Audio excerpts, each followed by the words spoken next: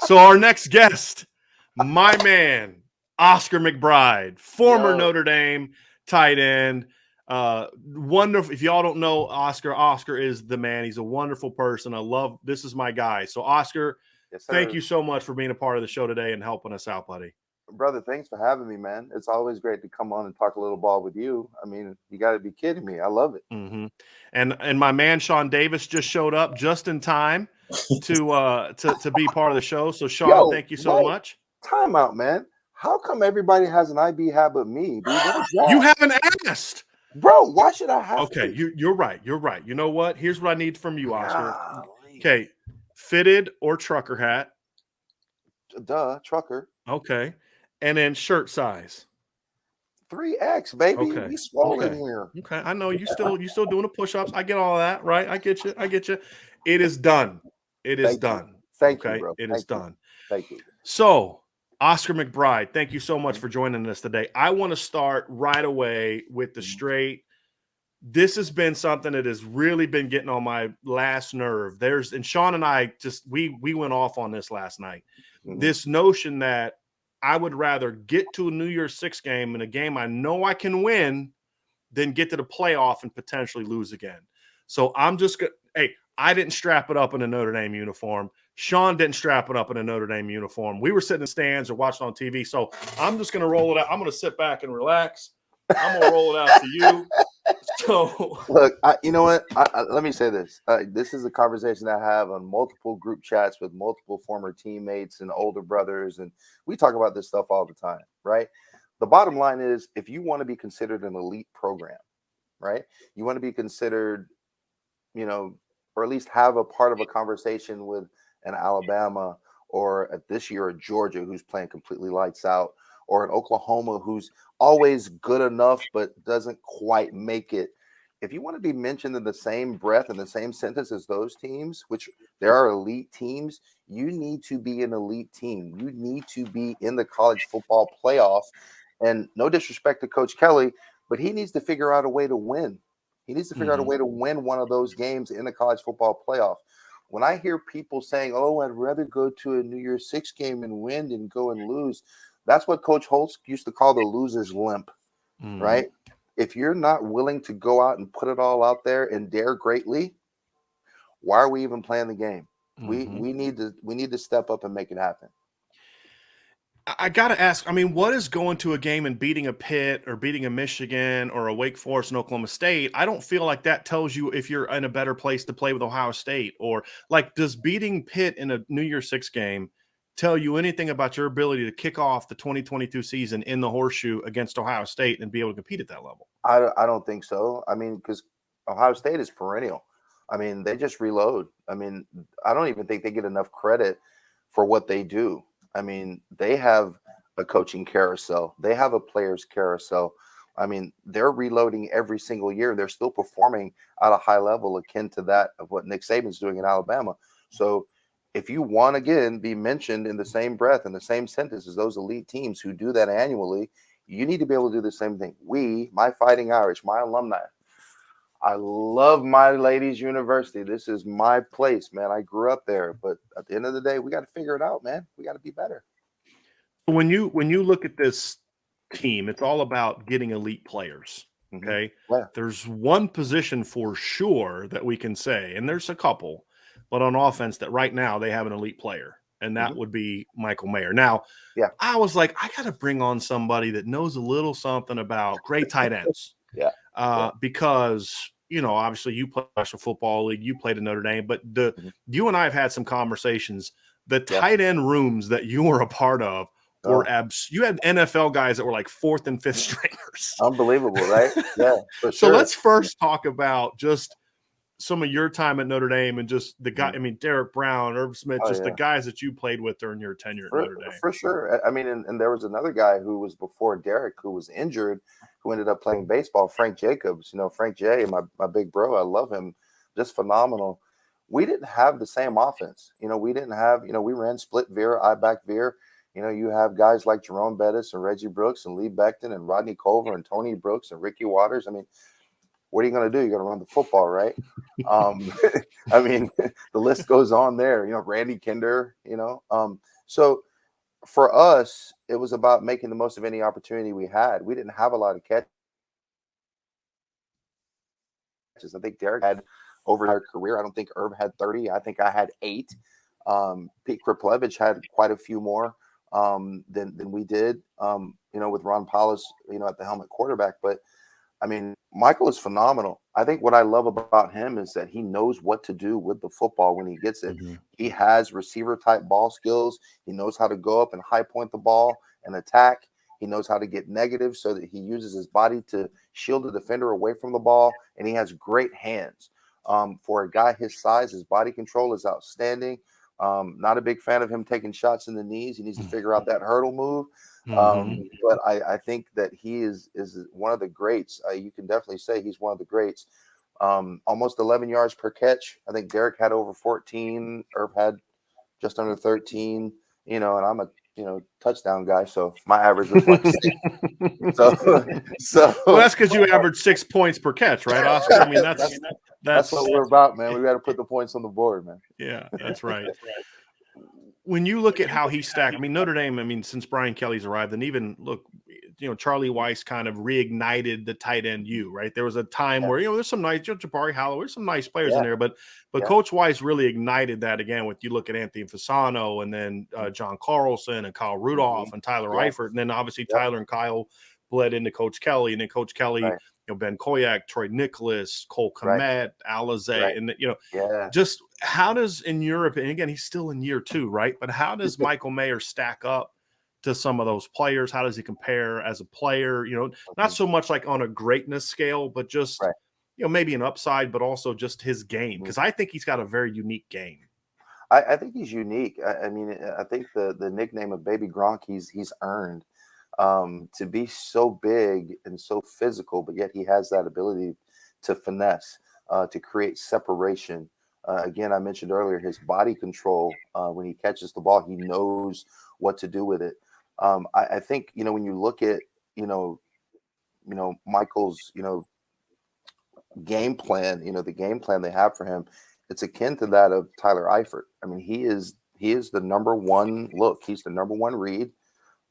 Unlike, myself and Irvin Derek, who were check downs and decoys for most of our careers.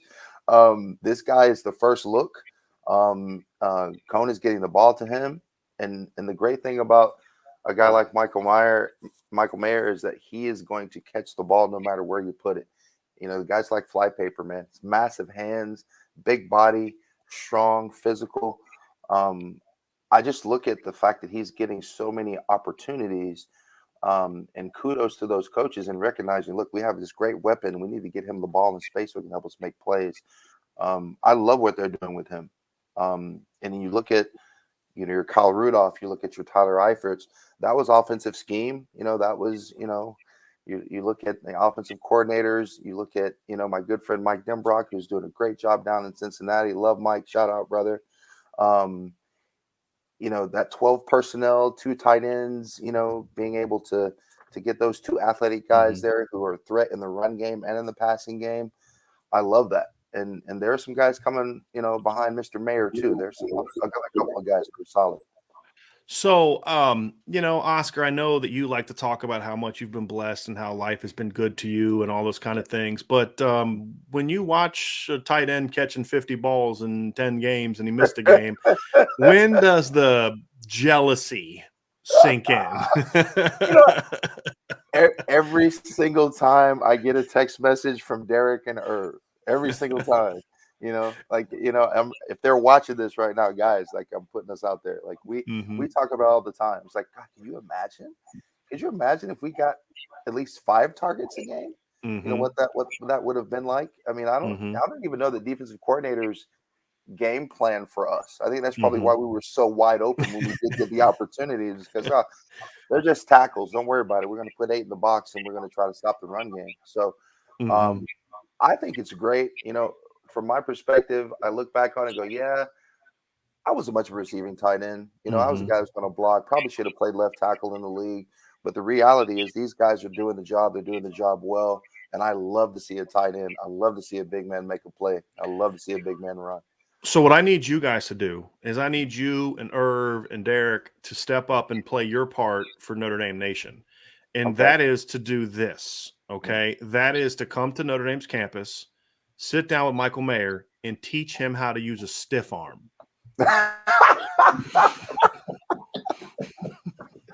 I'm pretty sure his knees and thighs will thank him if he learns Yes.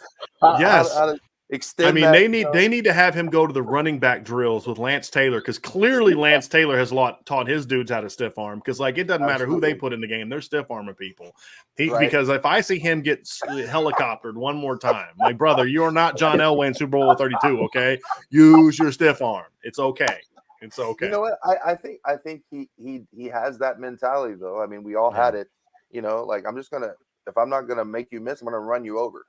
And I think I don't want to say make career decisions, but he's a day one draft day guy. So maybe he needs to start thinking about that. Get that big mid out there and get him off you so we can get a couple. And practically speaking, a stiff arm, I mean, look, there's a time and a place where stiff arm's not going to work. I mean, but there's a time and a place where like this is going to help you get 15 extra yards. And like I said, the Kyron Williams highlight tape is going to show you that, right? Like if you look at all the yards he's gotten into. So when you kind of look at this offense, you follow football. You're coaching now, right? You're coaching high school football.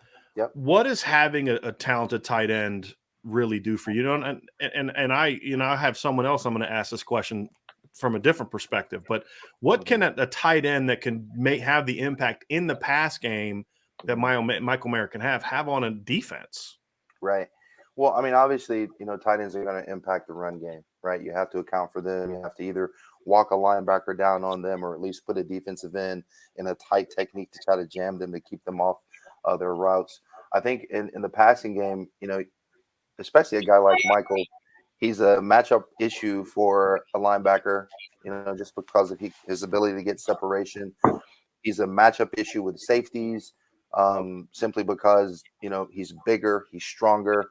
If there's trips, with a tight end to the boundary, he's a nightmare for a corner, because that size, the corners, they're the worst tackling guys on the defense. I mean, let's just put it out there. So I think, when you have a guy that has his elite skill set and has the ability to do what he does with the football in his hands, he's going to give everybody issues on the defense. What I would love to see him do, though, I would love to see him become an even more tenacious blocker. And he's not, and let me temper that statement with, he's not bad. He's not a bad blocker, and he's more than athletic enough to do it.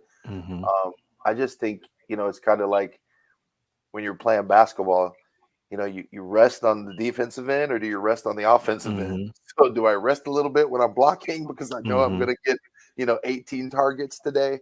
But I would love to see him be a little bit better there. But God, is he a weapon? He's a problem for anybody. Yeah. Well, and as you said, there's some guys coming down the pike. Obviously, Notre Dame's got 2 tight ends signed in the 2020 or committed in the 2022 class, including a son of a former Notre Dame player. Scott Raridan's son is committed to Notre Dame right now. Eli, a little bit more athletic than his dad was. Thank goodness. Just a little bit. Scott's a big guy. I probably shouldn't say that to him. He may meet up with me one of these days after a game. Like, hey, remember when you told me I wasn't very athletic? Okay, yeah, you're right. Let me ball you up, put you in a pretzel, and put you in my pocket. So, but Oscar, thank you so much for coming on with us today, my man. I want to do this again. We've talked all the time, like, oh, get you on the show, we'll get you on the show, and we haven't done it yet. We're going to start doing that a little bit more. So thank you so much, Oscar. Of course, man. Anytime. I appreciate you. I'm looking for my hat, man. I'm telling you, it'll be done before the show is over. You're going to have hat and some gear on its way. So text me when you get done, text me your address so I know where to ship it to. Oh, Bryan, I'm sorry. Oscar, I Yeah. have to, anytime I'm connected with a Notre Dame great, I have to ask this question. And Bryan will probably give you the backstory someday. Please tell me your favorite tunnel story. Okay. There was nothing better than the tunnel scraps back in the day when everybody had to come through the same tunnel. Give me your favorite tunnel story, because I've heard several different answers to this as a player. You know what? I wasn't really into the tunnel stories. Like, I wasn't really into the tunnel thing, but the one that was probably most memorable for me was Florida State. You know, it's game of the century, akin to if the college football had a Super Bowl.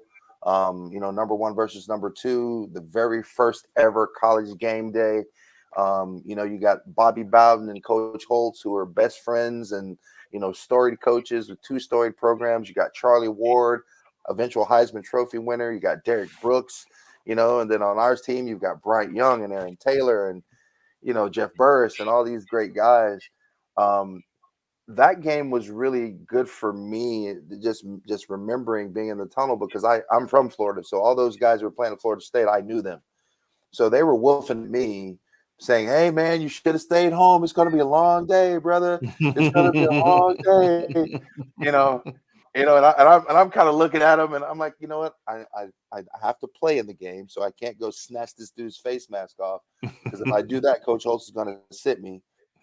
And then I'm just looking at him like, "Hey, man, we got to play, bro. We got 4 quarters coming. I'm going to be right here."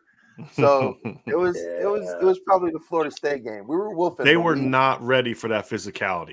They were not ready for that physicality. You know what? They weren't. You know, beyond that, I don't think they knew how fast we were.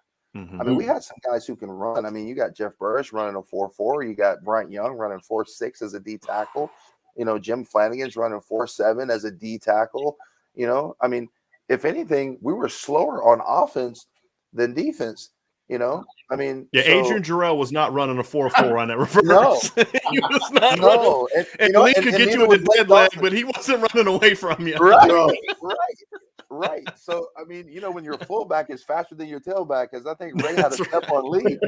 You know, it was different, man. But yeah, we pounded them offensively, and our defense just showed up, and it was a phenomenal day. It just, you know, it still just irks me, like, to know that some of my buddies are wearing a national championship ring that belongs to me still to this day.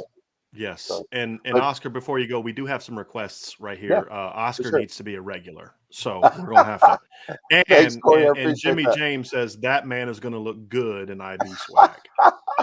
So thank you. I appreciate you guys. I'm looking forward to it. Yeah. Yes, sir. Thanks, Oscar. Appreciate you, buddy. Talk to you soon.